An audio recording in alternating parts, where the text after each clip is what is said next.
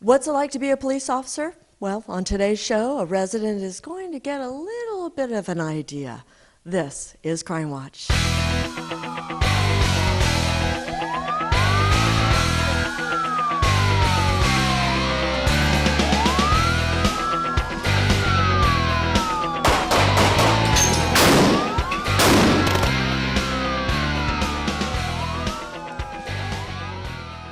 Hello and welcome to Crime Watch. I'm Jane Cameron with Sergeant Chris Nunez of the Buena Park Police Department. The show is starting here, but it's actually not going to be here. It's actually at a very interesting event that happened yesterday. Do you want to explain it a little bit?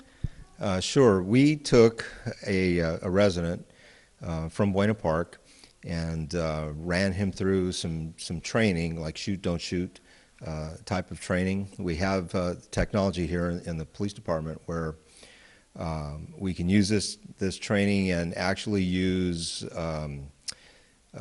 replica tools, if you will. They are firearms, tasers, pepper spray, that sort of thing, that connect to this training equipment and actually register how effective you are in utilizing these tools. So it's not an actual, it doesn't actually use pepper spray or actual ammunition, that sort of thing.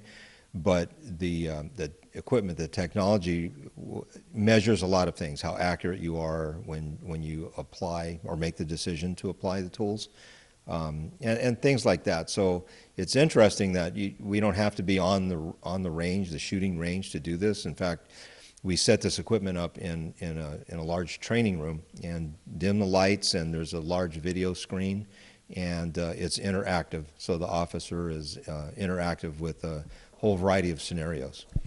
The fact that Buena Park Police Department has this technology must mean that it's important to the officers to practice this and to go through. I mean, we hear so often in the news the officers that shoot somebody or officers that have that decision that is a split second. Do you shoot the person or do you not shoot? Pretty big deal. Yeah, and the interesting piece about this kind of training is it's not so much the practice you get at developing the skills for shooting your handgun at targets, that sort of thing. It's more going through the mental exercise of deciding what force is applicable for the scenario that that's presented to you. So it's a little bit like acting in a way, and it's interesting where sometimes the officers are self-conscious because there might be an audience standing behind them and they're talking to a video screen, even though it's real lifelike. It's still a video screen. And in the scenarios, in the videos, there are people that will shoot at you or attack you or that sort of thing. And not all the scenarios require a use of force. And that's the important part of this training. Well, you mentioned use of force, and that too is in the news.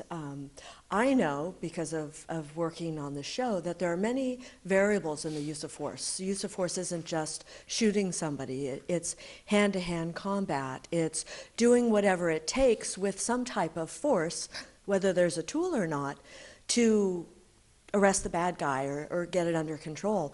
But there are a lot of different factors on whether an officer does it or not, right? Yeah, a lot of factors, and the officer really has to recognize these factors and acknowledge them kind of on the fly. And like, for example, if there's one officer and he's encountering several people, that is a factor. And if things start to unravel and get out of control, that is going to dictate certain tactics that the officer might use or might not use. So number of suspects versus number of officers, size of suspects versus the size of an officer, and so on. So there are a multitude of factors that come into play. The type of crime the officer might be investigating. So all of those added together, time of day, where you're at, location, there are a lot of things that are running through an officer's mind that your average citizen really doesn't think about. So you put an average citizen into this training course who doesn't have that knowledge that an officer has to determine when to shoot or use the pepper spray. So what are you accomplishing by having somebody inexperienced going into this event? Well, I think the interesting takeaway from this is subjecting someone to these scenarios that doesn't have the training and experience of a police officer. So it's really a layman's reaction, layman's perspective, and to watch this gentleman react the way that he does. He actually decides himself to use deadly force in the scenarios that we subjected him to. So, often an incident will occur, and almost daily in the news we're hearing about officers involved in shootings. And unfortunately it does happen often in our society.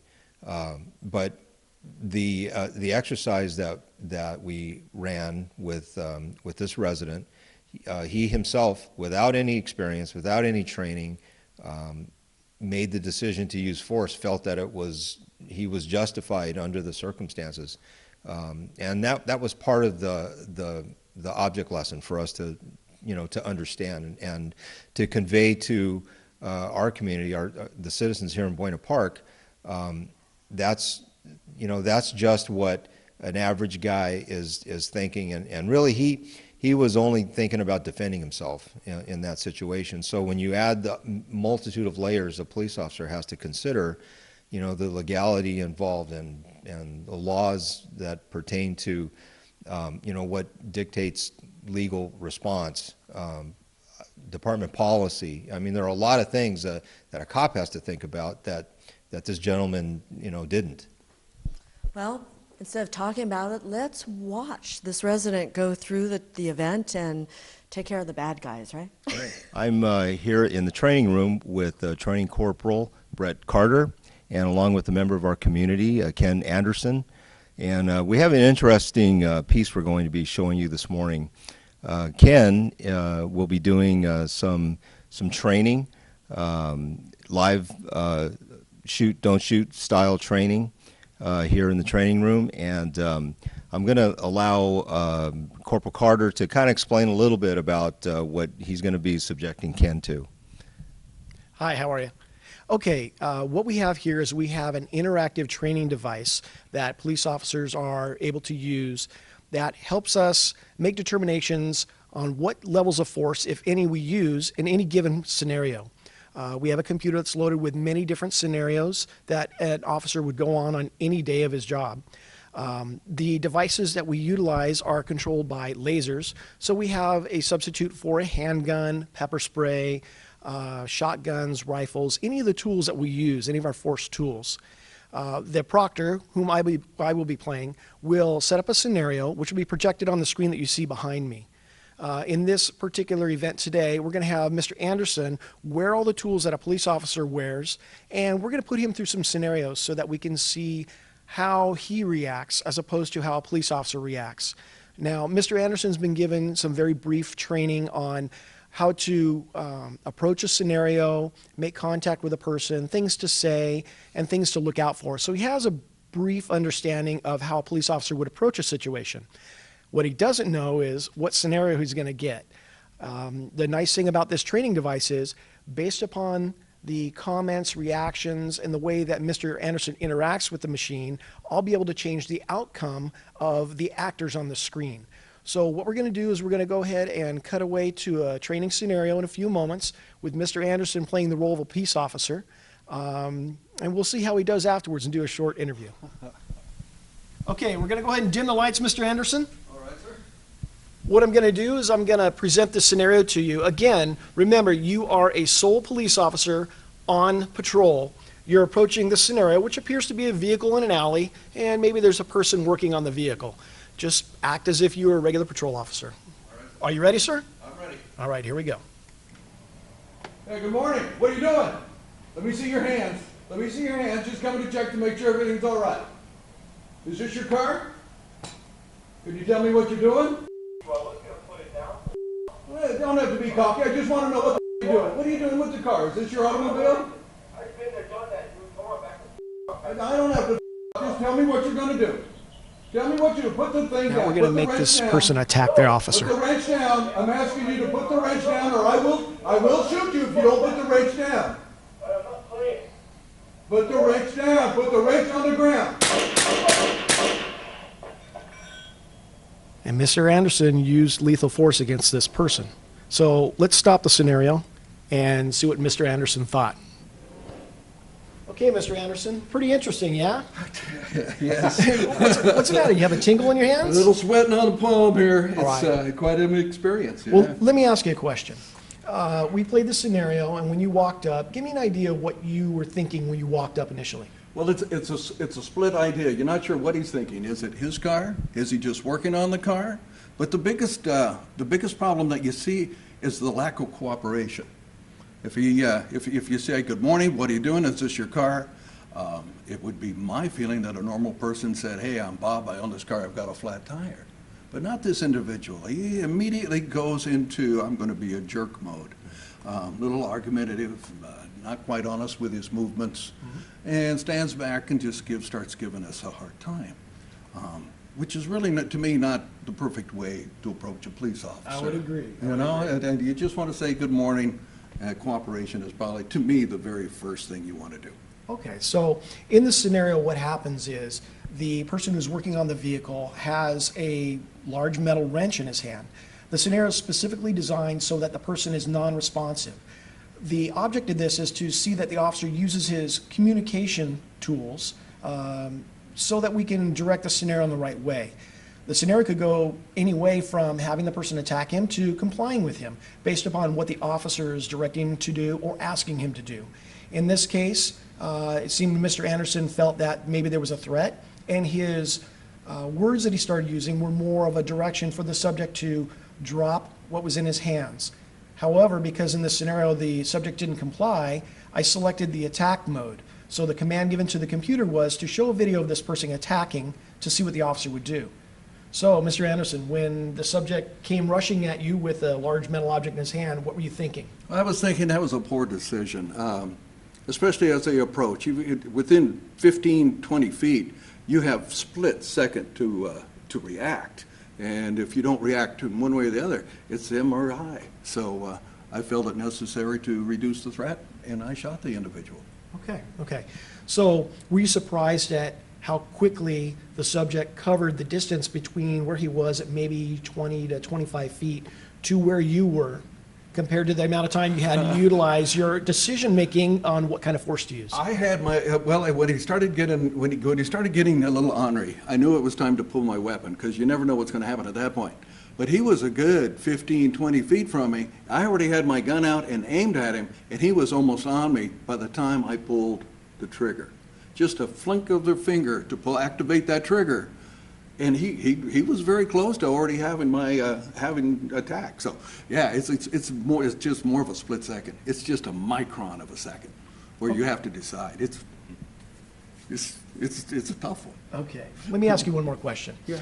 Do you think in that scenario that there was any other choice you would have for the type of force you would apply in that scenario?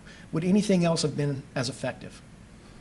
He was, in my opinion, I'm not sure a taser would have been effective because he was approaching so quickly. It's very possible, but because he had that weapon in his hand, he refused to drop the wrench. At that point, it was the only thing to do was to shoot him. Okay. For the particular tools in this machine, we can use pepper spray, which will show up, a shotgun, a taser. It's even set up that we could use a baton. In this instance, we used a handgun, and that brings another scenario for the officer to think about. When we actually use lethal force in the fashion of a handgun, we're responsible for every bullet that comes out of that gun. So this gives the officer a little bit of pause to think about if he used lethal force and reacted with a handgun, Where do those rounds go? Am I shooting accurately? Is there something else I can do to train better to be more safe for the public? So let's take a look at that. I'm going to dim the lights and we'll play that back. All right, we're playing back the scenario. Mr. Anderson has given commands at this point to the subject who's holding a metal object in his hand. He wasn't responding, so I chose for him to go ahead and go into attack mode, and we'll see how Mr. Anderson responded by watching the screen.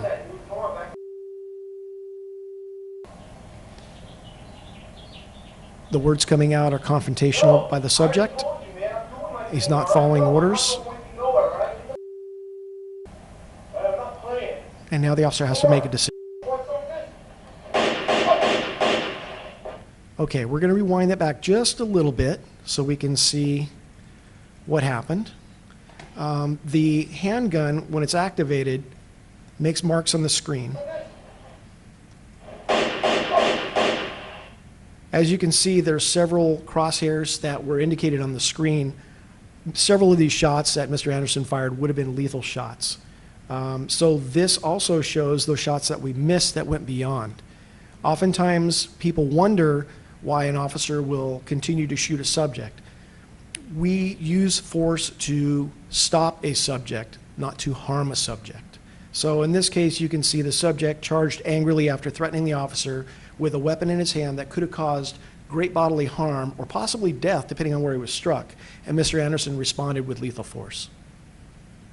All right, Corporal Carter, let's, after reviewing the video, let's see how, what Ken thinks about how he did. Okay.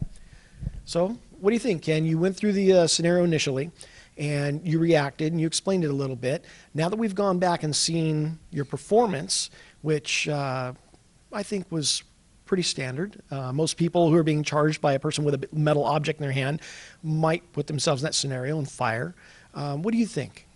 Well, I think, again, it's a split-second terrorizing decision. And the other thing that I've noticed is as soon as they start getting aggressive, adrenaline kicks in. There's an adrenaline issue. You're not just the easygoing thinking about everything. Your mind is computing so quickly, and your muscles start tensing up. You're in a real defense mode where it becomes, it's just an automatic, everything freezes and you're just concentrating on this guy.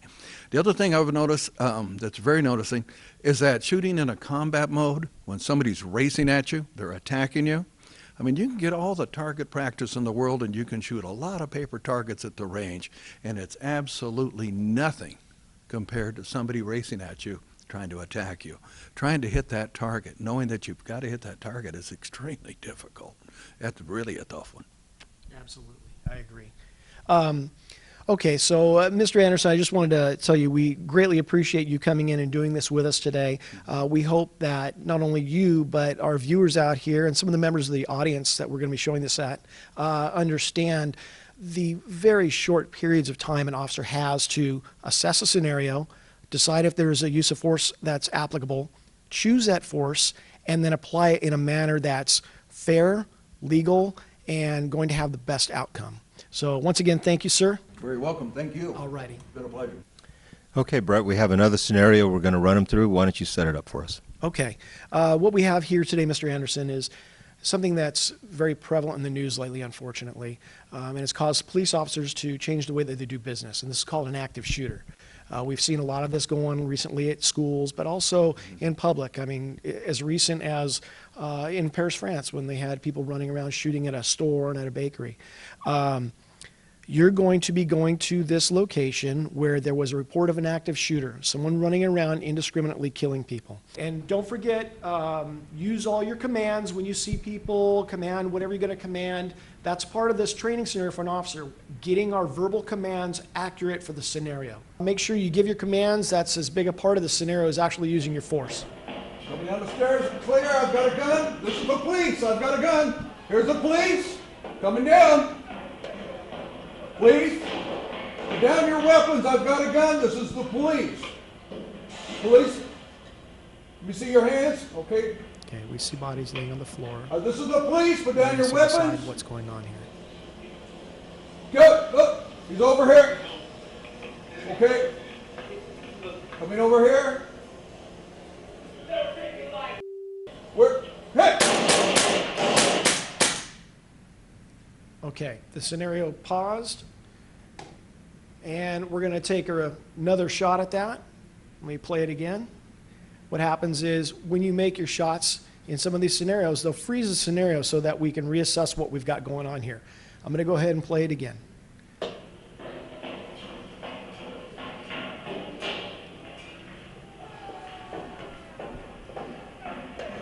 Same scenario, we have a do-over. We don't get those in life, so that's one advantage of the TI machine, that we can actually walk through the scenarios, and if the officer receives a lethal shot, it'll freeze the scenario and we can go back and continue the scenario.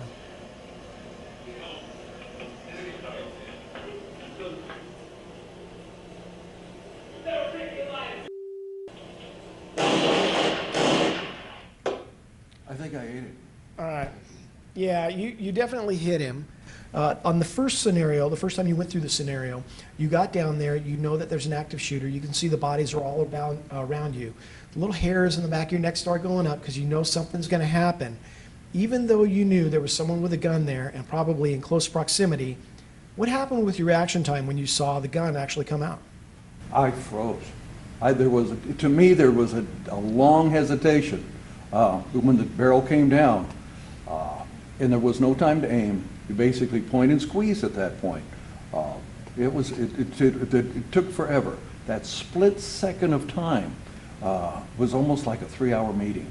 Right. Because you're computing so much. Is this it? Is this another police officer? What is coming down out of that deal? And when the barrel comes in your direction, you take a shot. Exactly, exactly. Absolutely amazing. And this isn't open to the public, right? You can't sign up to go through this event. No, you can't sign up to go through this training, but we have opened it up on occasion, like at our open house in May. We do allow people to come through and test it out. So, you know, even though, as you mentioned, it's not something that's generally open to the public, a lot of our community has had the opportunity to check this out. So the overall idea about this is to help the community understand that the choice of shooting or not shooting or using lethal force is not something to be taken lightly. Right, and you know, it's not just shooting. It's just it's more taking the opportunity to explain to our community, you know, why the police do certain things, particularly when they have to use force on someone, whether it's to make an arrest or control their conduct or behavior on the street. And you know, those incidents typically are recorded, you know, with someone's cell phone or even passerby. They're not involved in the incident at all, and that stuff ends up on YouTube or on the internet or even on the news. And everyone, you know, it's typical, it's common that there's a reaction from that, and people start weighing in with their opinions about, you know, what the officer did wrong or what should have occurred, you know. So this is the reason, the purpose behind the opportunity to explain to the Buena Park community how police operate and why they do certain things and why they don't do certain things. You know, I know that this show helps people to understand a little bit about the Buena Park Police Department, but there's so much more in particular about this topic.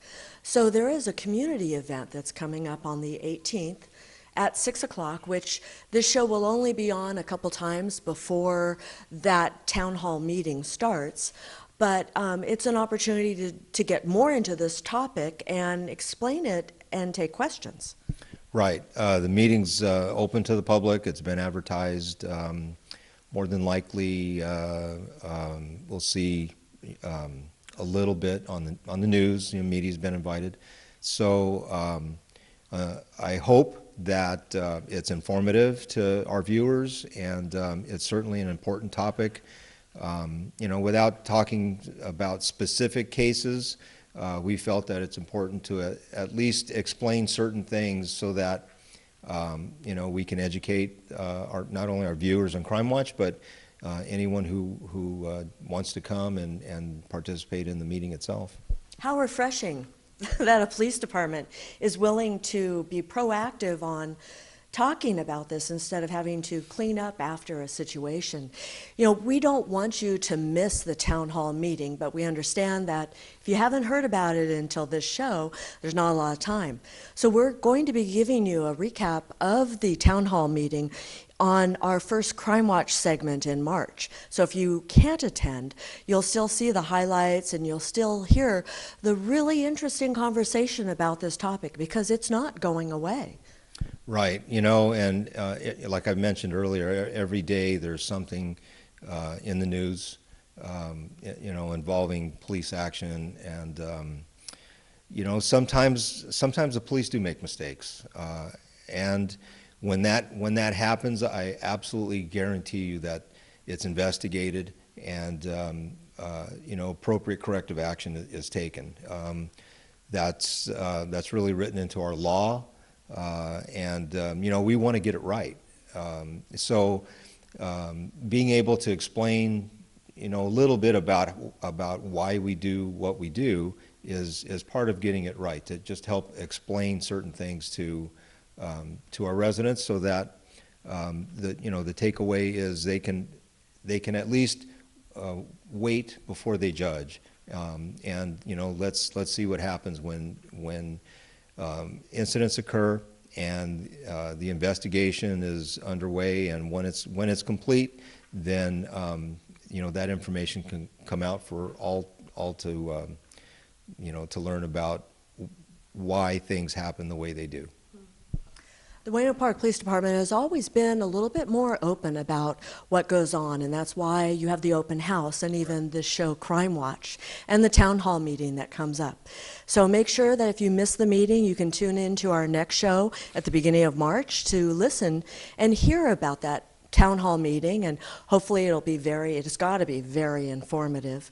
If you have any questions about this show, you can call the Buena Park Police Department at 562-3901 or check us out on the internet at bppd.com. With Sergeant Chris Nunez, I'm Jane Cameron. Thanks for watching.